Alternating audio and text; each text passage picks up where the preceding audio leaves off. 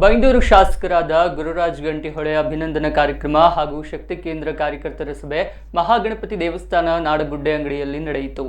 ಈ ವೇಳೆ ಶಾಸಕ ಗುರುರಾಜ್ ಗಂಟಿಹೊಳೆ ಮಾತನಾಡಿ, ಕೆಲವೊಮ್ಮೆ ನಾವು ಹಿತಶತ್ರುಗಳ ನಮ್ಮ ಜೊತೆಯಲ್ಲಿ ಇರುತ್ತಾರೆ.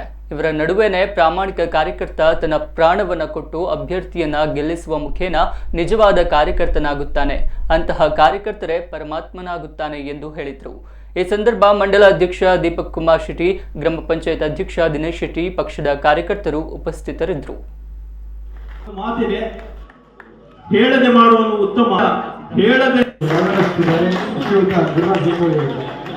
ದುಡಿದಿರುವಂತಹ ಮಾನ್ಯ ಇವರು, ಈ ಮಾನ್ಯರಿಗೆ ಇವತ್ತು ನಮ್ಮ ನಾಡ ಮತ್ತು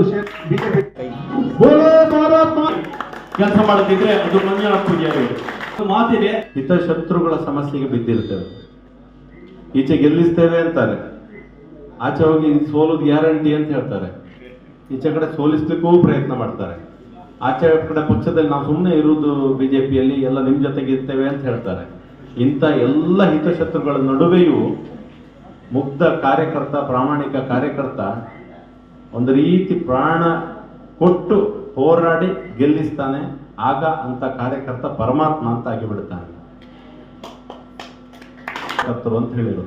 ಅವೆಲ್ಲವನ್ನೂ ಎದುರಿಸಬೇಕು. ಕಾಂಗ್ರೆಸ್ನಲ್ಲಿ ಮಾತ್ರ ಅಲ್ಲ, ಒಟ್ಟಿಗಿದ್ದ ತೊಂದರೆಯನ್ನೂ ಎದುರಿಸಬೇಕು.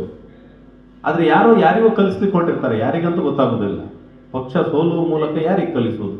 ಅವ್ರಿಗೆ ಅವರೇ ಕಲ್ತ್ಕೊಳ್ಳೋದು, ಜೊತೆಗಿದ್ದ ಕಾರ್ಯಕರ್ತರನ್ನು ಬಲಿ ಕೊಡೋದು, ಪಕ್ಷದ ಸಿದ್ಧಾಂತವನ್ನು ನೀರಿಗೆ ಬಿಡೋದು, ಎಂತ ಅಂತ ಗೊತ್ತಾಗೋದಿಲ್ಲ. ಒಟ್ಟು ಹೇಗಿದೆ ಕೇಳಿದ್ರೆ ರಾಜಕೀಯ ಪಂಡಿತರು, ಮಾಧ್ಯಮದವರು, ಪೊಲೀಸ್, ಇಂಟೆಲಿಜೆನ್ಸ್ ಯಾರಿಗೆ ಸಹಿತ ಚುನಾವಣೆಗೆ 1 ವಾರ 10 ದಿವಸ ಇರುವಾಗ ಕೇಳಿದ್ರೆ ಒಂದು 5-10 ಸಾವಿರದಲ್ಲಿ ನೀವು ಸೋಲಬಹುದು ಅಂತ ಹೇಳಿ ಒಂದು ಕತೆ ಹೇಳ್ತಾರೆ. ನಂಬಿಕೆ ಹಾಗೆ